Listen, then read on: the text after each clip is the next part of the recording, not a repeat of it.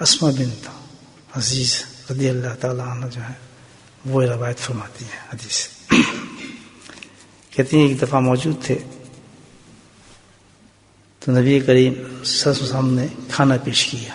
دعوت ہے، جیسے آپ گئے ہیں کسی میں کوئی دعوت ہو رہی ہے یا کسی کے گھر آپ گئے ہیں تو لوگ بیٹھے ہیں، آپ کے سامنے کوئی چیز پیش کی جا رہی ہے، پھل دیا جا رہا ہے، چائے دی جا رہی ہے، کافی دی جا رہی ہے، ہوتا ہے نا اکثر مٹھائی دی جا رہی ہے. تو ایسی کہ نبی پاک سامنے کھانا پیش کیا گیا تو ہم لوگ موجود تھے تو ہمارے سامنے کھانا پیش کیا. تو جب ہمارے سامنے کھانا آیا تو ہم نے ایکسکیوز کیا، حالانکہ دل میں نہیں تھا ہمارے. یہی میں عادت آپ کو بتا رہا ہوں کہ دل میں نہیں تھا، لیکن ہم نے ظاہر میں بات کہی. ہم نے کیا، نہیں بھائی ہمیں تو کھانے کی ضرورت نہیں ہے. سبحان اللہ، ہم تو پیٹ بھرا ہوا ہے ہمارا. نہیں آپ تکلف چائے، نہیں ہم تو چائے پیتے نہیں. کتنی کامن بات ہے آپ بتائیں. اکثر ہو جاتا ہے ایسا، کیونکہ تکلف میں اس کو کیا کہتے ہیں، تکلف کرنا.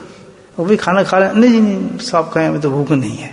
اور دل کر رہا ہوتا ہے اینگر سے بھی خوشبو آ رہی ہے کھانے کی، ماشاءاللہ سب کچھ ہے، لیکن یار میں کھانا کھاؤں گا تو کتنے لوگ کیا کہیں گے. ہوتا ہے نا اکثر، آپ کسی گھر چلے گئے کھانا کھا رہے ہیں، ہاں جی آپ کھائیں نا بھائی صاحب بیٹھیں، نہیں آپ کھائیں، بس میرا دل نہیں کر رہا اتنا. یہ اتنی بڑی ایک چیز ہے ہماری سوسائٹی، سو کامن ہے. ہم گئے کسی کے پاس، وہ چائے پی رہے، پھر آپ چائے پی لیں، نہیں جی آپ پیئیں، بس پڑا پی کے آئے. ہوتا ہی نہیں ہوتا بھائی.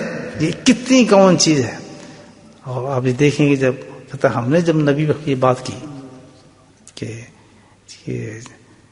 جب کھانا پیش کیا ان کو، تو کہنے لگے نہیں ہم تو ٹھیک ہے، ہمیں تو ضرورت نہیں ہے.